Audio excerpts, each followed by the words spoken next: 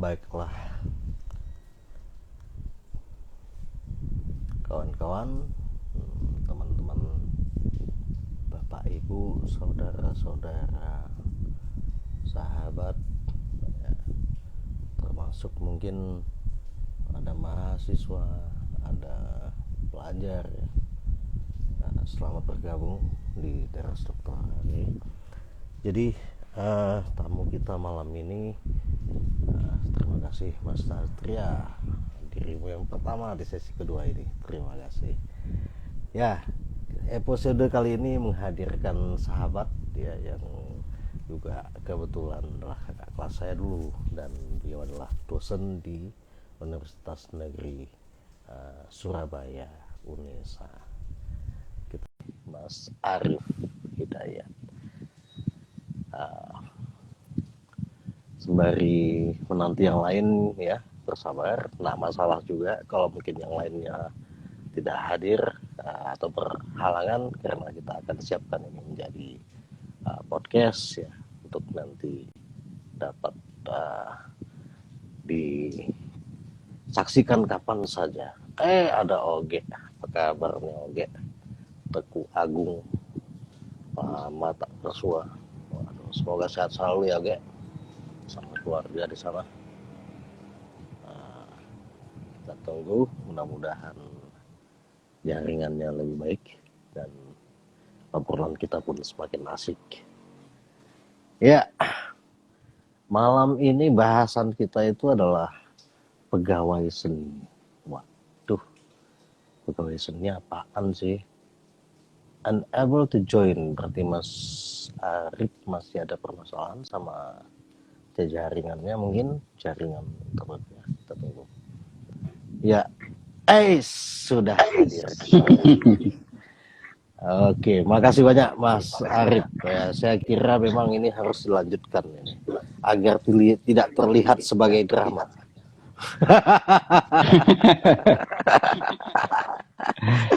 Iya Mas Arif. Aduh, luar biasa. Mas Arif, kita ngobrol masa lalu dulu lah. Ya, kita ngobrol masa lalu dulu. Yang lebih santai. Saya ingat dulu saya pernah menyakiti hati Mas Arif juga ya. Minta maafnya sekarang Mas. Iya Mas ya, saya ingat dulu kita tidak terlalu akrab, tapi secara batin jujur saya memantau Mas Arif itu sebagai figur yang tidak kenal pamrih ya. Apapun mau dikerjakan, apalagi demi sahabat gitu. Tapi kadang-kadang mungkin kita dalam situasi yang sangat dinamis ya. Apalagi kita baru bercampur, Mas. Bayangkan ya, walaupun teater juga susulan dari tari, dari karawitan ya. Nah, itu kita baru bercampur gitu ya, pindah ke sewon ya.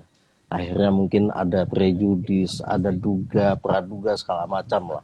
Akhirnya ya terjadilah keakraban ini. Saya kira kalau kita mulus-mulus dulu mungkin tak akrab kita Mas. Tapi karena situasinya seperti itu, akhirnya saya merasa ya kita tetap akan terikat dengan batin yang bersaudara. Mas Arif dulu itu memang ngebayangin apa mau jadi guru? Udah tahu apa waktu masuk isi itu akan jadi guru? Gimana sih ceritanya tuh? Gimana Mas? Tidak. Dalam hidup saya itu tidak pernah punya cita-cita, Mas Ari. Jadi saya nggak pernah punya keinginan apa-apa. Cuma ketika saya lulus itu, ibu saya cuma bilang, hiduplah yang umum itu. Umumnya orang itu artinya yang punya pekerjaan, punya rutinitas tetap dan sebagainya. Itu pun tidak saya turuti pada saat itu. Nah, kemudian ketika saya pulang dari Jerman gitu ya, pentas di Jerman, ngasih workshop di Jerman, pulang kemudian bermain di Jawa Timur, kemudian diajak untuk mengajar ke UNESA. Saya mau, karena di sana ada tantangannya nggak ada mahasiswanya itu. Karena nggak ada mahasiswanya, maka saya harus berjuang keras gitu. Jadi kalau cita-cita untuk menjadi guru itu enggak ada dulu, enggak ada sama sekali karena saya enggak punya cita-cita. Kalau keinginan ada, tetapi kalau cita-cita enggak. Oke. Ya keinginannya apa dulu, Mas? Keinginannya adalah jadi orang yang berguna, itu saja. Tapi kalau keinginan itu kan Saya satu kira tujuan. jadi aktor, ya? Bukan jadi aktor. Saya pernah kerja di film. Kerja di film itu lumayan sebenarnya.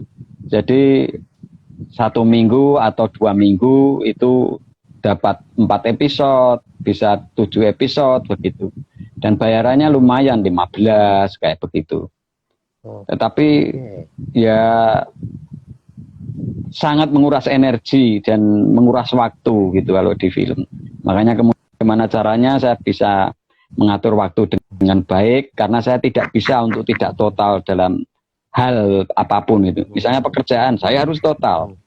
Itu. Makanya daripada saya bercabang pikirannya, kemudian saya beralih ke mengajar itu. Oke. Nah, di produksi film terutama dananya besar, cuman ada konflik dari masalah waktu ya. Apakah memang waktu itu termanfaatkan untuk yang tidak perlu, Mas? Sehingga Mas merasa sepertinya terjepit sekali itu.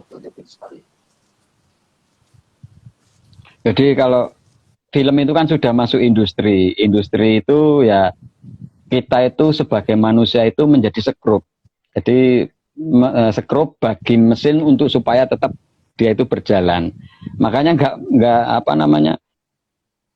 nggak berpikir bahwa ini capek atau tidak, tetapi kan ada target itu. Dan itu waktunya tidak tentu, walaupun terjadwal begitu. Misalnya kejar tayang, maka bisa jadi syutingnya sampai jam 3 malam dan lain sebagainya. Tetapi kalau jadi guru kan jamnya terbatas. Dari pagi sampai siang selesai, sore bisa baca buku, malam ketemu keluarga, kan begitu. Jadi menikmati hidup.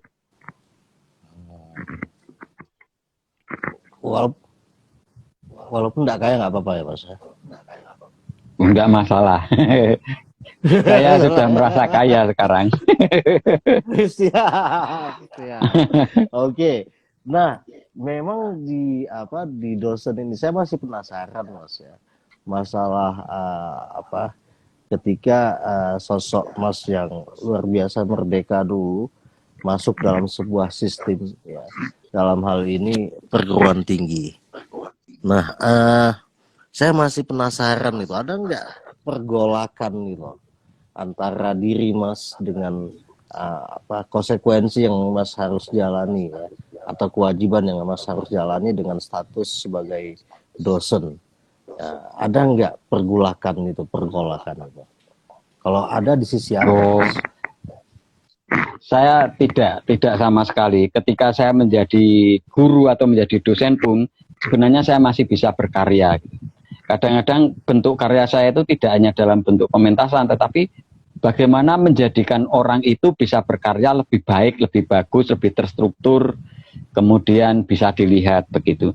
Jadi bentuk karya itu tidak harus saya menggarap sesuatu, tetapi bagaimana saya memproduksi sesuatu dan sesuatu itu menghasilkan sesuatu yang lebih baik gitu. Kemudian kalau pergolakan di dalam batin saya tidak ada sama sekali. Tidak ada pertentangan batin. Saya selalu melakukan apa yang ada di dalam pikiran saya itu baik gitu, bagus dan lain sebagainya. Dan kenapa sekarang saya masuk sistem? Karena ketika saya bergaul dengan teman-teman aktivis dulu, kenapa kita selalu mengkritik? Kenapa kita selalu demo? Kenapa kita selalu usul gitu? Dan itu dipaksakan. Karena kalau tidak dipenuhi kemudian anarki kan begitu dulu. Nah, ketika terjadi diskusi dengan teman-teman aktivis itu bilang, untuk memperbaiki sistem, maka kita harus masuk ke sistem. Kan begitu. Walaupun nanti terikat oleh sistem, tetapi paling tidak kita bisa melakukan kontribusi perbaikan sistem itu melalui apa yang telah kita lakukan. Gagasan-gagasan kita bisa lebih sampai terstruktur, terukur, kayak begitu. Nah, kalau di apa namanya turun di jalan itu kan kadang-kadang tidak terukur. Betul, betul. Dan Terukurnya emosional tujuannya ya. saja, tetapi iya, Hmm, hmm. yang lainnya kan Caranya enggak. bisa mengerikan ya. Iya, Caranya bahkan bisa mengerikan ya. Iya, ya seperti gayanya kawan-kawan teater lah kalau demo kan bawa keranda, bawa kain putih, jadi pocong gitu. Luar biasa. Nah, memang waktu dalam konteks aktivis itu yang diprotes apa sih, yang diusulkan itu apa sih yang dilihat tidak seimbang atau tidak tanda kutip tidak benar pada saat jadi aktivis dulu. ya dulu itu waktu itu adalah pembelaan kepada rakyat itu dan dulu murni tidak ada bayaran, tidak ada apapun. Kita membiayai diri sendiri untuk turun ke jalan atau kita menyumbang sesuatu pada orang lain ketika mereka turun ke jalan. Yang pertama itu memperjuangkan sesuatu yang harus pada tempatnya. Misalnya pada kasus Gedung Ombo gitu ya. Kasus Gedung Ombo kan tidak ada dialog gitu antara rakyat dengan yang menggusur. Itu kan cuma terjadinya pimpinan-pimpinan saja gitu.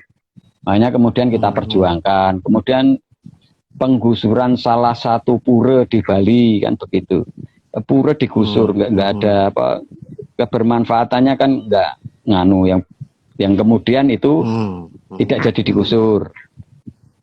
Yang ketiga adalah persoalan pendidikan. Artinya persoalan pendidikan itu begini.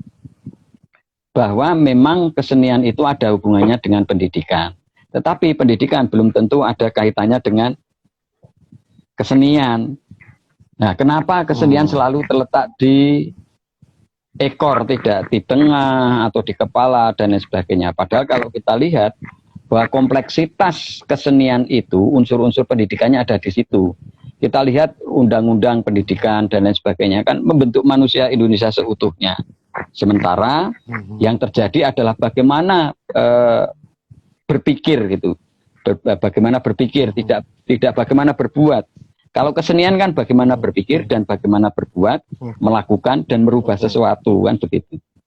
Nah itu sampai sekarang belum berhasil. Nah, kan ketahuan belum berhasil, tapi katanya nggak apa-apa, aman-aman saja. Artinya waktu Mas mulai bergabung ke UNESA itu, apakah memang ekosistemnya sudah seperti yang diharapkan? Atau memang ya itu tadi, karena kenyataan mahasiswanya masih satu, ini kan berarti masih ada yang tanda kutip kurang imbang gitu Mas.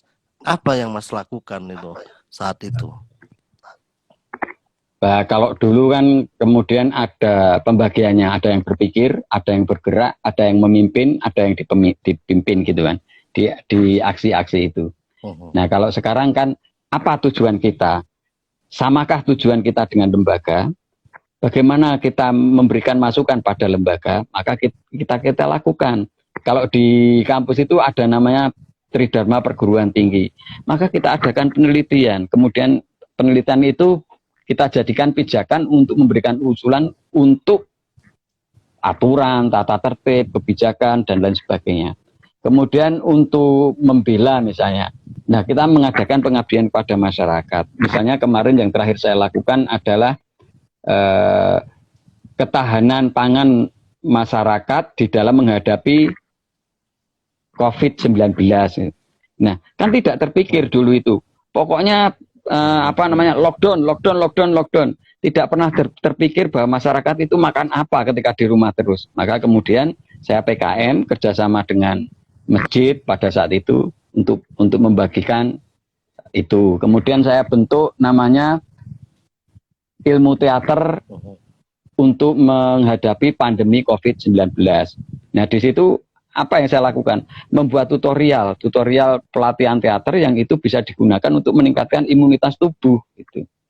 Kemudian saya unggah ke YouTube supaya bisa dilihat dari banyak orang. Gitu. Jadi bukan jadi YouTuber, tetapi saya ingin itu dilihat banyak orang. Gitu.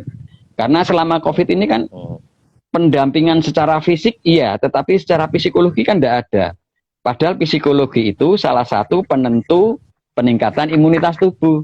Nah, ketika pasien itu resah, takut, merasa terancam, dia kan stres. Nah, kalau stres, imunitas itu menjadi turun gitu karena ada enzim-enzim tertentu atau zat-zat yang tertentu yang itu tidak bisa komunikasi ketika manusia itu mengalami stres, dan itu akan menurunkan imunitas tubuh. Jadi tidak hanya asupan makanan, vitamin, berjemur, tidak itu saja, tetapi psikologis itu yang juga perlu diperhatikan. Nah, itu berjuangnya kemudian melalui itu, ada wadahnya.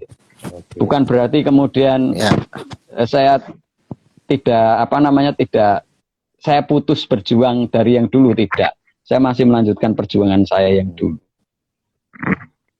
Alright, aku masih seperti yang dulu.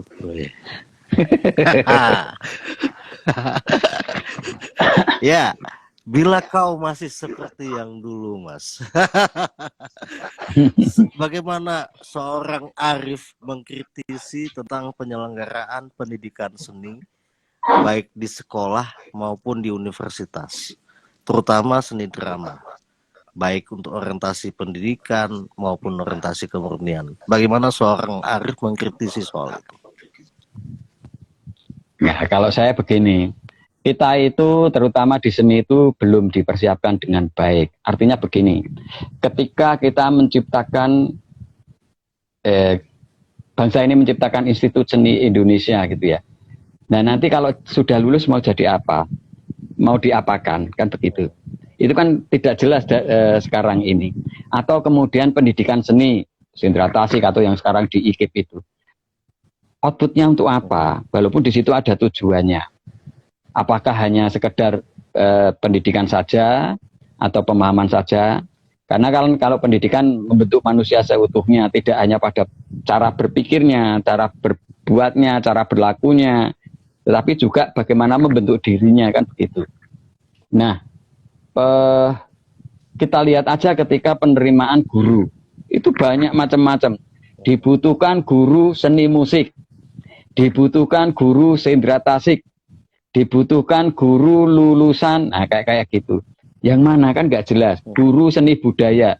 Padahal kan nggak ada lulusan seni budaya, adanya lulusan ISI, SSN, dan lulusan mantan IKIP, SPD, kan begitu. Seni budaya apa ada? Nggak ada, adanya Sindra Tasik, kan begitu. Iya. Nah, sebenarnya mau dikemanakan gitu. Alright. Tidak dipersiapkan gitu ya. Jadi muaranya nggak tahu ya, cara mulainya juga akhirnya juga nggak jelas ya. Karena nggak tahu mau dipersiapkan sebagai apa. Jadi akhirnya dimulai ya udah, pokoknya dibuat aja lah di situ gitu ya. Karena baik ya, sangat kritis, menarik.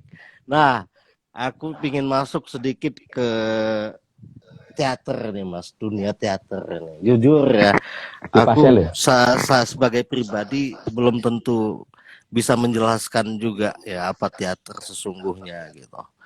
Tapi mungkin bisa kasih bayangan Mas, apa yang terjadi dengan teater Indonesia saat ini, termasuk teater dalam dunia pendidikan kita. Apa yang terjadi saat ini? Jadi kalau menurut saya sudah mengalami perkembangan yang sangat signifikan.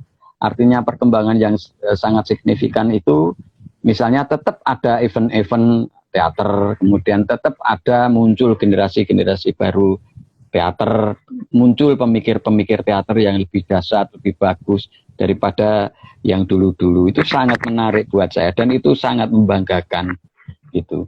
Kemudian kalau ke pendidikan itu harusnya lebih diperjelas lagi ketika ini lulusan kependidikan teater dengan lulusan teater murni, seni murni gitu ya, teater murni, itu arahnya mau dibawa kemana. Kalau misalnya pendidikan teater atau pendidikan Sindra Tasik itu kan jelas nanti menjadi guru. Kalau SSN itu kan nanti bisa menjadi seniman atau pelaku atau kreator dan lain sebagainya. Nah, maka kemudian ketika itu dikasih wadah, misalnya tiap daerah itu terdapat yang namanya taman budaya. Supaya apa? Yang murni maupun yang tidak itu bisa berkreasi di situ. Tapi kan tidak semua daerah mempunyai taman budaya yang Betul. standar lah paling enggak begitu. Representatif. Iya, yang representatif. Oke. Nah, kalau misalnya pembelajar baru nih ya, baru sekali di teater, itu apa istilahnya ya? Semeriwingnya kayak mana sih belajar teater itu? Atau gimana sih Mas? Mulai dari mana sih orang belajar teater itu? Kalau step by stepnya tuh gimana gitu? Kalau belajar dari pengalaman saya itu dulu SD SMP itu atletik. Jadi saya itu anggota PASI. Wow. Persatuan Atletik Indonesia gitu. Jadi ketika saya lari keliling Mandala Krida itu 4 kali, itu lihat orang teriak-teriak kemudian mereka ada yang meditasi dan lain sebagainya, saya berhenti sambil istirahat melihat. Kemudian saya diajak bergabung, ya bergabung. Ketika saya latihan sekali, 2 kali, 3 kali, ada rasa kelegaan yang tidak bisa diceritakan. Tidak ada beban sama sekali. Kemudian saya mengikuti mereka olah tubuh, olah vokal dan lain sebagainya. Kemudian saya tertarik gitu ya. Tertarik, sangat tertarik. Tetapi kemudian ketika saya masuk SMA, dipaksa orang tua untuk masuk STM. Saya nggak bisa. Setahun saya di STM, kemudian saya pindah di SMKI Teater. Disitulah kemudian saya mulai mencari dan rasanya seneng kok di teater itu. Nah, bagaimana caranya ketika kita mendidik di kesenian itu, ya buatlah mereka seneng dulu sehingga awet seperti saya di teater. Senang dulu, kemudian manfaatnya itu tidak hari itu, tahun itu kita dapatkan, tetapi di kemudian hari ketika mereka proses, mereka menemukan diri sendiri, maka mereka bisa memanage susah, senang dan lain sebagainya itu bisa dimanage gitu. Bagaimana ketika susah itu tidak susah? Karena menurut saya ini pengalaman saya bahwa susah, senang itu kan sebenarnya sugesti. Jadi sugesti. Tergantung, kalau kita berpikir susah ya susah, kalau kita berpikir senang ya senang. Maka ketika kita susah berpikir senang ya jadinya senang, kan begitu. Oke. Itu. Jadi di teater saya temukan diri sendiri. Jadi dalam kita sejak seluas apa Mas referensi ataupun cakupan pengetahuan yang diperlukan untuk bisa menyelami teater dengan sepenuh jiwa, Mas. Seberapa luas itu? Baik dari sisi misalnya orientasi studinya ya maupun dari sisi prakteknya. Sampai melakukan apa saja sih orang yang belajar teater itu? Jadi kalau saya pertama itu belajar tentang keaktoran. Seorang aktor modalnya itu cuma 3. Jadi tubuh, kemudian vokal, kemudian yang satu intelektual. Intelektual itu ketika menganalisa naskah, ketika belajar ngomong, itu akhirnya kita bisa tahu bagaimana diksinya ketika kita berbicara sesuatu. Atau bagaimana menganalisa orang berbicara. Itu salah satunya. Kemudian dari proses itu bertahun-tahun, kemudian membiasakan diri menjadi orang yang analitik. Maka kan kemudian banyak orang-orang teater itu yang jadi kritikus, jadi politikus, bahkan ada yang jadi dukun, kan kayak begitu. Karena persoalan-persoalan itu juga ada yang jadi akademik, gitu. Jadi tidak sulit sebenarnya belajar teater itu. Belajar teater ya kita belajar tentang sehari-hari itu. Kalau kemudian ada teori-teori itu, pembangunan teori itu kan dari pengetahuan yang kemudian ditulis. Nah, yang ditulis oleh orang barat. Kenapa mereka begitu? Karena memang adat mereka menulis. Kalau kita kan adat kita bicara gitu ya. Sehingga banyak yang lupa. Bedanya cuma di situ. Oke. Kalau dari sisi pemanfaatan tadi Mas, tubuh itu eksplorasinya sama nggak seperti di musik misalnya? Kalau latih vokal ya ada do re mi fa sol la si do. Kalau di teater itu apa sih yang dicapai sebenarnya dari keterlatihan fisik itu? Kalau di teater itu fisik itu bagaimana kita mengenal diri kita, tubuh kita. Itu. Jadi ketika tubuh bergerak itu tidak hanya bergerak sesuai dengan kehendak, karena manusia itu kan ada internal, eksternal. Internal itu adalah alam bawah sadar kita, eksternal itu apa yang kita lakukan, gitu. Nah, bagaimana mengontrol itu? Itu ya tadi dengan ada ego, super ego, kan kayak gitu. Kita mengendalikan super ego kita supaya kita dapatkan ego kita sehingga apa yang kita lakukan itu terukur. Gitu. Itu untuk latihan tubuh dan analisa tadi. Kemudian kalau vokal itu tidak hanya sekedar A, B, C. Saya menemukan itu berhitung 1, 2, 3, 4 sampai 500 misalnya. Kenapa begitu? Mengambil satu nafas untuk satu kata kan berbeda mengambil satu nafas untuk 2 kata, 3 kata, 4 kata. Sehingga itu untuk daya tahan. Dan ketika kita latihan vokal itu sama juga itu kita detoksin terhadap psikologi kita. Kita perhatikan ketika orang stres itu kan teriak-teriak. Ya karena mereka memang mengeluarkan sesuatu yang menjadi bebannya. Makanya kemudian ketika kita belajar tentang teater terutama vokal itu ada salah satunya adalah mengeluarkan beban yang ada dalam hidupnya ketika dia teriak keras. Jadi tidak hanya sasarannya adalah bagaimana vokal saya bisa nyampe, vokal saya bisa terdengar, tidak itu. Tetapi di kedalaman itu ada fungsi-fungsi yang orang lain mungkin tidak terpikirkan. Gitu. Itu untuk vokal. Kalau untuk intelektual ya tadi itu analisanya dimulai dari awal ketika kita bicara tentang peran, kita bicara tentang naskah, ketika kita observasi. Itu kan sama juga mengumpulkan data, kemudian mencoba mencari fakta, dan kemudian kita aktualisasikan ke dalam diri kita, kan begitu. Jadi sebenarnya harusnya cerdas, harusnya. Tapi saya kok belum cerdas ya. Wah, penjelasannya aja udah luar biasa cerdas ya Mas. Langsung paham ya Mas. Terima kasih, serius. Artinya sangat menarik dan Mas menjelaskannya dengan sangat lugas dan di situ dari nada aku menganalisis juga nih Mas karena bahasa bunyi kan bidang aku bunyi juga, jadi dari nada intonasi yang Mas keluarkan itu ada semacam ajakan sebenarnya, coba deh ini kan masalah kadang-kadang kita nggak berani nyoba gitu. Jadi merasa sudah bisa walau hanya baru dengar gitu. Ya, saya salah satu sebenarnya yang mencintai teater juga ya. Waktu saya ingat cerita ibu saya waktu saya masih kecil-kecil itu, ayah itu sering mengundang istilahnya troubadour Aceh ya. Itu ada namanya Adnan Pentoh. Sempat dihadirkan sama ayah ke kampung kan. Kemudian saya juga penikmat sandiwara Aceh yang memang cenderung komedi gitu. Tapi Mas ini nggak tahu mana lagi Mas cari yang kayak gitu Mas. Nggak pernah kita jumpai lagi. Apa yang terjadi Mas?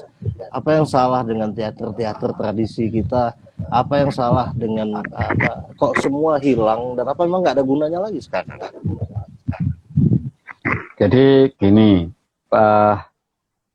teater tradisi kita itu akan tumbang ketika tidak mempunyai kemampuan adaptasi terhadap kemajuan.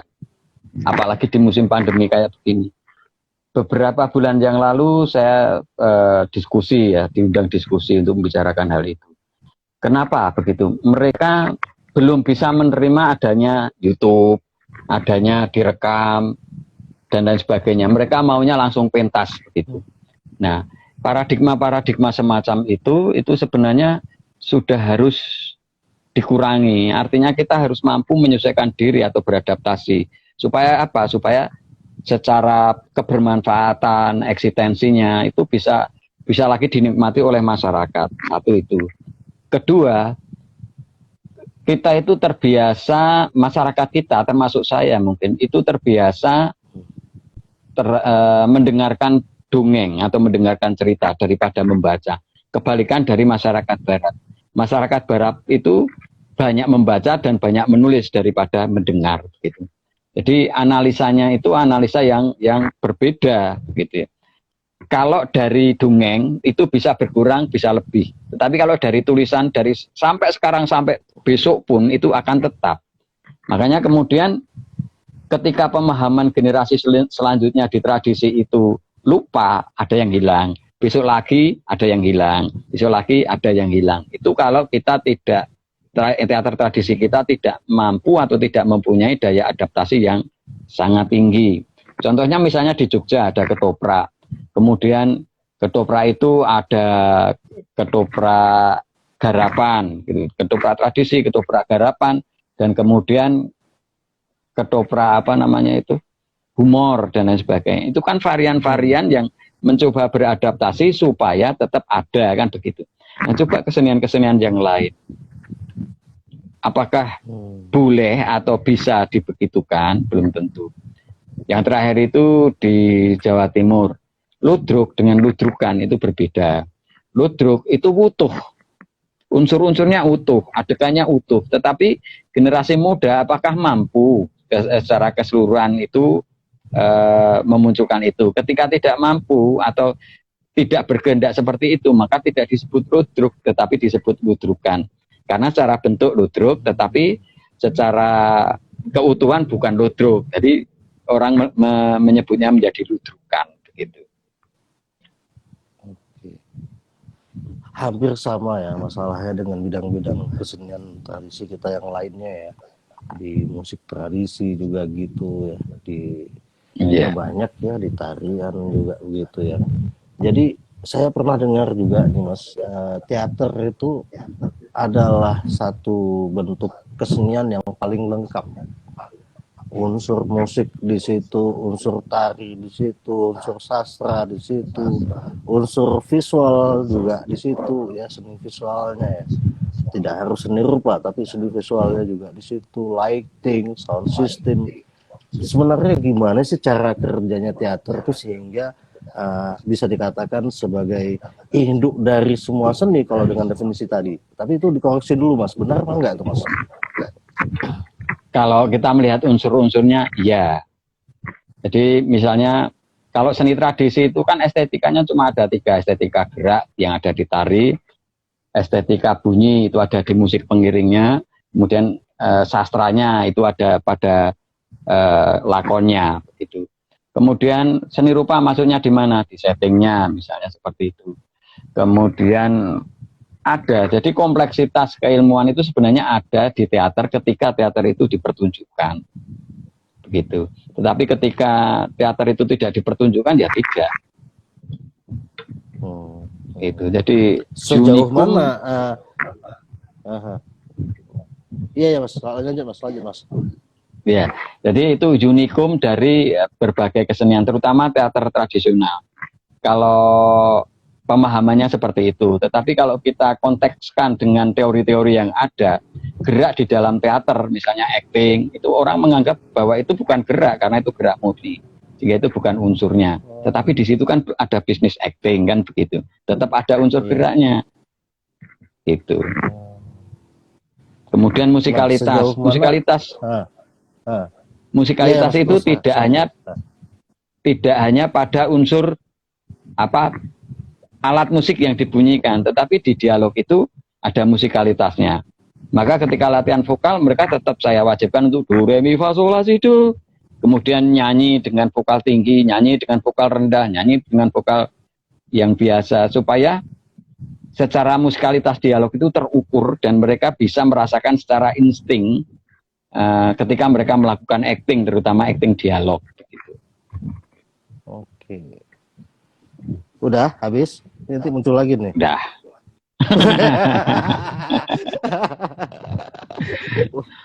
Well, tapi kan tidak juga berarti bahwa misalnya si pembelajar musik itu lebih ringan dari pembelajar drama atau teater.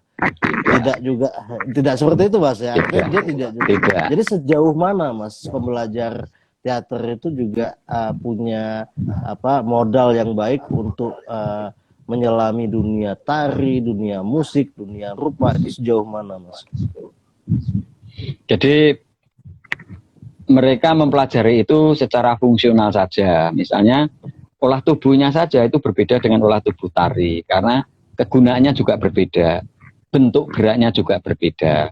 Ketika belajar musik itu musik itu yang dipelajari adalah musikalitas harmoni antara dialog dia dengan musikalitas alat musiknya. Jadi kalau itu tidak harmoni juga nggak enak gitu. Jadi apakah kemudian musik itu lebih gampang? Tidak, sama-sama sulitnya. Nah, ketika saya mengajarkannya bagaimana caranya? Ya biasanya ketika mereka melakukan intuisi, itu saya bunyikan kaset ilustrasi. Kemudian mereka mencoba mensinkronkan antara dirinya dengan musik itu, menseiramakan, memasuki dalam nuansa-nuansa musiknya itu, begitu. Kemudian mengenal namanya dinamika, harmonisasi. Jadi ilmu bentuk analisa musik kalau nggak salah ya. Tetapi tidak sedetail ketika kita belajar tentang musik. Itu kalau tentang musik. Kalau seni rupa itu dari membuat setting itu bagaimana kita mendesain, bagaimana kita membuat, bagaimana kita mengkonstruk sesuatu yang dibuat secara murah, bermanfaat, kemudian fungsional begitu. Mencampur warna, kemudian membentuk unsur-unsur bentuk, misalnya ruang. Membangun ruang itu kan ketika di atas panggung tidak harus dari tembok bener atau dinding bener, tetapi bisa dari kertas semen, bisa dari kardus, kayak gitu. Tetapi kan itu ada unsur-unsurnya gitu ya, unsur-unsur rupanya, warna, garis, kemudian bentuk, 3 hal itu kan unsur seni rupa. Tetapi apakah itu tatarannya sama dengan seni rupa? Beda gitu. Karena itu cuma unsur-unsur seni rupanya itu ada dipelajari. Gitu Mas Ari. Iya, ngalir kayak kita nuang air aja ya. Memang kalau udah maestro yang bicara nggak ada rumitnya ya, asik kayak masuk asik. Aku jadi tambah cinta di sama teater ya. Iya, jujur. Jadi tambah cinta gitu. Ternyata banyak hal yang bisa dilihat dari teater itu sesungguhnya ya. Dan ya memang ini juga mungkin yang jadi semacam kebingungan aku gitu. Kenapa hal yang sebegini indah gitu itu kok peminatnya sedikit berkurang, bahkan pemerintah pun tidak memberi porsi yang seimbang gitu. Termasuk yang saya khawatirkan karena kemarin ada narasumber yang sempat bicara bahwa mungkin musik dari aspek kesejahteraan lebih lumayan daripada teman-teman mungkin yang dari teater. Itu bagaimana tuh teman-teman teater itu melihat persoalan itu, Mas? Kesejahteraan. Tidak juga. Jadi sebenarnya kan kapasitas itu akan menentukan kualitas. Kualitas akan menentukan isi kan begitu. Ya isi dompet, isi amplop kan kayak begitu. Satu itu. Jadi kalau kapasitas seseorang itu kan beda-beda. Saya main teater atau bermain teater pertama kali itu pantomim pada pembukaan kolam renang di Bantul gitu. Itu dulu bayar saya cuma 50.000. Ya karena memang saya masih SMA dan 50.000 itu sudah banyak sekali pada saat itu. Tetapi ketika saya ngasih workshop pertama kali ya 150, 350. Tapi selanjutnya 1,5 juta, ke 3 juta, 4 juta, meningkat 5 juta. Nah terakhir di Papua itu 25 juta, kan kayak gitu. Wow. Jadi tergantung, ya karena jauh. Dan itu berapa hari ya? 5 hari. Wow. Jadi seperti itu. Dan apakah tidak ada kesempatan? Justru ketika kita di teater itu banyak kesempatan karena bisa melakukan apapun, gitu. Bisa misalnya jadi apapun, gitu. Ketika kita mau ya tadi, siapa berani berkeringat, dia layak di depan, begitu. Iya, asik.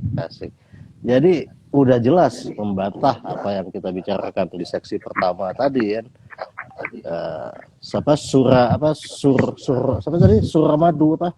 Surah masa depan Madesu. Madesu.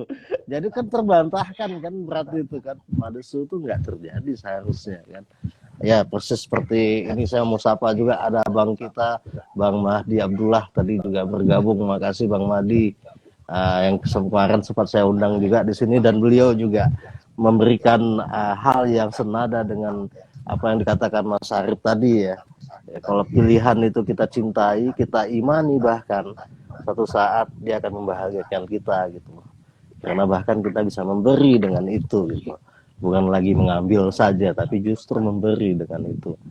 Dan saya juga ucapkan terima kasih. Ini ada Mas Yahya, ada Irwan, Mbak Mutia ada balik lagi, ada Shelly ya, Bu Shelly dan Bu Nelly juga nih tetangga kamar saya. Oh kami sekamar sebenarnya. Bu Nelly istri saya lagi mantau juga rumahnya. ada Arya juga, terima kasih. Iya, beliau senang juga sebenarnya, cuman malu-malu aja. Canda Mas, biar cair dikit Mas. Iya Mas Arif, Ya, saya kira luar biasa ya Mas Arif. Ya saya kembali yakin ya bahwa apapun profesi kita tidak seharusnya mengurangi ya nilai apapun dari yang kita cintai itu tadi. Saya kira Mas Arif betul.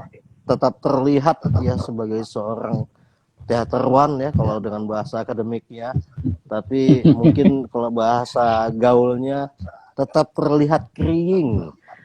Kriing dalam pengertian apa menunjukkan apa istilahnya sosok yang betul-betul sangat bertanggung jawab dengan pilihannya ya, dan sangat mencintai dan bahkan bisa menjalaninya dengan damai tanpa ada beban, tanpa ada ini.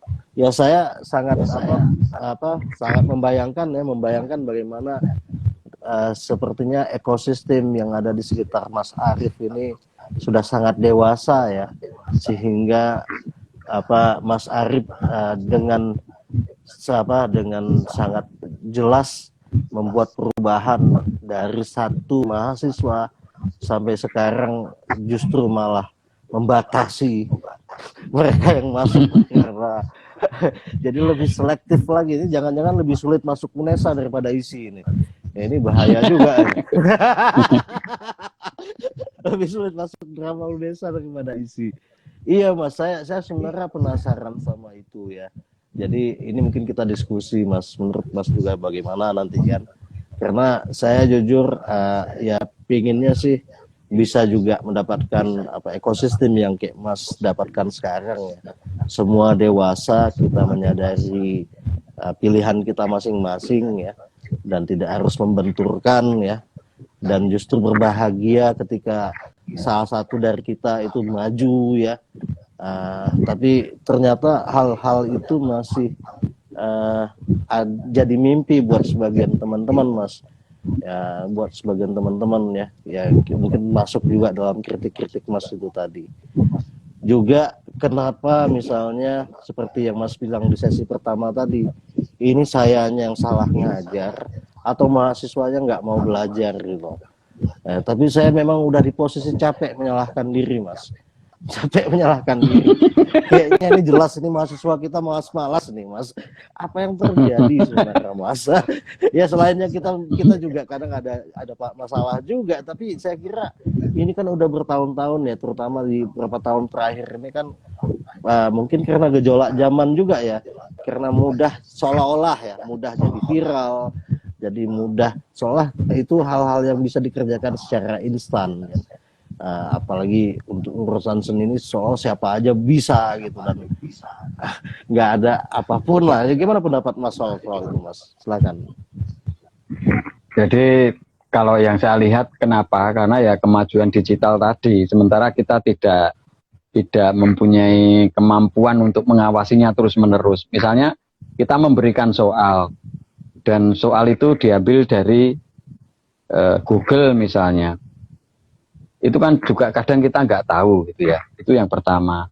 Kemudian kenapa serba instan? Ya memang orientasi yang terjadi zamannya sekarang seperti itu. Ada supermarket yang ambil sendiri, kemudian nanti tinggal bayar, makan juga begitu. Karena kan orientasinya memang sekarang seperti itu, bahwa melakukan sesuatu itu yang paling enak bagaimana, praktis, ekonomis, dan tidak jelimet. Sementara seni itu kan mengajak orang untuk berpikir, untuk merenung. Gitu. Makanya kemudian semakin lama semakin mereka anggap sulit, padahal enggak. Malah justru itu akan menemukan dirinya sendiri. Kemudian apakah mahasiswa kita itu yang malas? Tidak sebenarnya. Ketika saya jadi mahasiswa pun, saya tidak mampu membeli buku. Dan saya selalu melihat kakak kelas itu bawa buku apa, kemudian saya ajak dia duduk minum, entah minum kopi atau minum apa, kemudian saya ajak berdebat supaya saya tahu buku itu saya dulu. Kalau sekarang mahasiswa kita itu harus kita paksa membaca itu kita ujiankan. Repotnya seperti itu. Padahal saya dulu mau beli buku aja nggak bisa, tetapi bagaimana caranya saya tahu isi buku itu dengan berbagai cara. Bahkan ketika duduk itu di kampus sampai malam berdebat. Kenapa saya mendebat? Supaya apa yang dia baca, yang ada di kepalanya, yang buku yang sudah dibaca dalam kepalanya itu keluar semua. Walaupun yang diungkapkan benar, saya selalu bilang, enggak, sebenarnya enggak begitu. Nah, dia ngomong, lah buku ini ngomong seperti ini. Sehingga saya tahu bukunya. Sampai sekarang begitu. Kalau saya membaca buku itu tidak hafal halamannya, tidak hafal tahunnya gitu. Tetapi kadang ngerti isinya kayak gitu. Nah, bedanya seperti itu. Makanya kemudian ini yang salah satu yang mendorong saya untuk sekolah lagi. Sebelum saya menegur, saya harus punya bekal dulu. Makanya kemudian saya tambahi bekal saya dulu, baru kemudian nanti saya akan mengajak mereka untuk dialog supaya lebih meningkatkan lagi bahwa yang namanya membaca itu penting. Tidak hanya membaca buku, membaca situasi, membaca keadaan, membaca kemampuan gitu. Membaca kemampuan itu berpikir bahwa saya itu kok kurang mampu ya, maka saya harus berusaha untuk mampu. Saya masih miskin ilmu, ya saya harus mencari ilmu, kan begitu. Nah, kesadaran-kesadaran seperti itu yang belum dipunyai oleh teman-teman mahasiswa, meskipun tidak semuanya begitu. Jadi membaca itu penting. Tapi kalau saya membacanya tidak hanya sebatas Google dan lain sebagainya, tetapi buku itu juga penting. Entah itu buku digital atau buku yang hard gitu, itu penting. Coba kita cek mahasiswa kita di kosnya, berapa buku yang ada di kosnya, itu bisa kita hitung. Mereka sudah buku berapa semester? Buku saya ada nggak dipulang-pulangin itu. Itu pasti kan. Itu pasti pas skripsi, dipinjam pas skripsi. Iya. Sebelum skripsi kan mereka nggak pernah pinjam buku. Nah itu. Jadi mereka membaca itu ketika skripsi, ketika belum skripsi masih nyantai, Allah dibaca nanti aja, Allah dipakai nanti aja, begitu. Jadi persoalannya itu. Saya ingin membuat mereka kaya, makanya saya harus memperkaya diri dulu dengan ilmu, gitu. Keren. Yoi Mas Kring, keren kali. Makin keren aja, makin ganteng juga.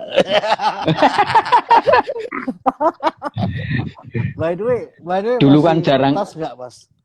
Ya, kenapa? Saya itu setiap setengah tahun targetnya 1. Jadi bisa saya pentas sendiri, bisa saya menjadi supervisor, atau bisa saya menyutradarai gitu. Atau 1 kali minimal saya ngasih workshop minimal itu.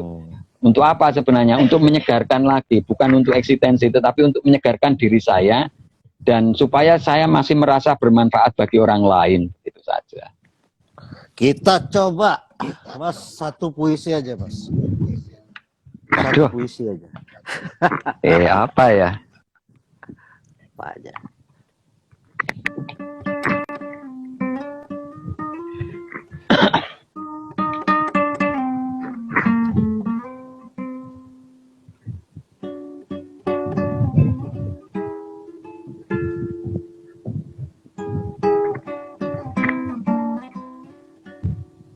Senja.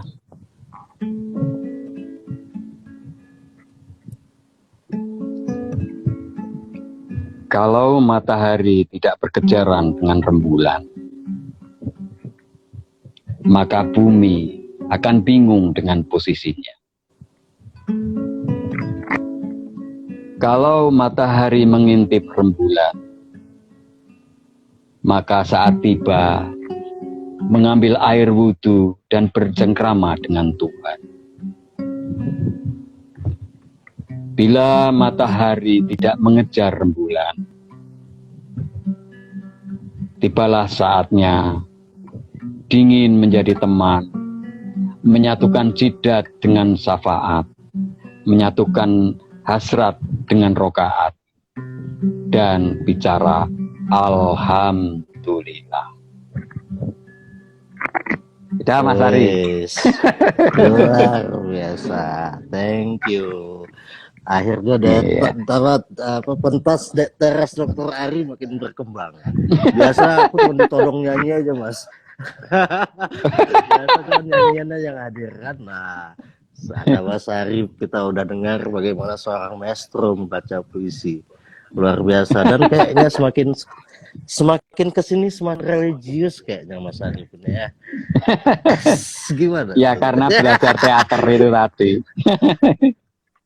Yoi. Apalagi Mas, ada hasrat apa lagi dalam diri Mas nih untuk ke depan ini? Ini saya masih berjuang sama PTI. PTI itu Pelaku Teater Indonesia yang barusan dibentuk yayasan. Jadi bagaimana kita memperjuangkan, menggodok bersama teater itu untuk menjadi sebuah kebermanfaatan secara berjamaah begitu. Itu, jadi saya ingin membesarkan dan kemudian menjadikannya sebagai media pendidikan, media untuk komunikasi, media berkarya dan lain sebagainya. Itu PTI. Itu juga ada apalagi ya, itu. Siap.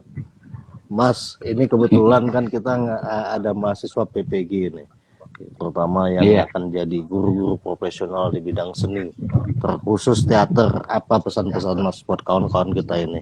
Ada Bu Seli itu tadi, ada siapa-siapa tadi itu. Silakan Mas. Oke, kalau seni menjadi pilihan, maka pesan saya, jangan seperti ombak anak muda, dari jauh merindukan pantai, namun pecah sebelum sampai. Siapa berani berkeringat, dia layak di depan. Itu pesan saya. Terima kasih Mas Arif, luar biasa. Makasih banyak dalam keadaan lelah, bersedia ngobrol sampai 2 jam. Insya Allah bermanfaat, dan saya yakin sangat bermanfaat. Aku banyak belajar. Amin. Makasih banyak Mas Arif. Kapan-kapan kita ketemu lagi dengan medium apa saja. Tetap sehat Mas, sama keluarga. Salam buat semua kolega juga. Ya. Assalamualaikum warahmatullahi wabarakatuh. Waalaikumsalam warahmatullahi wabarakatuh. Tetap semangat dan sehat selalu. Sama-sama Mas. Makasih Mas Arif. Makasih kawan-kawan semua. Kita ketemu minggu depan. Minggu depan dari Surabaya juga ada teman kita satu lagi, Mas Firdaus. Beliau adalah sosok guru dan masih dalam edisi pegawai seni. Sampai ketemu ya semua. Makasih banyak. Yo, assalamualaikum, selamat malam. Makasih Mas Arif. Selamat malam. Ya.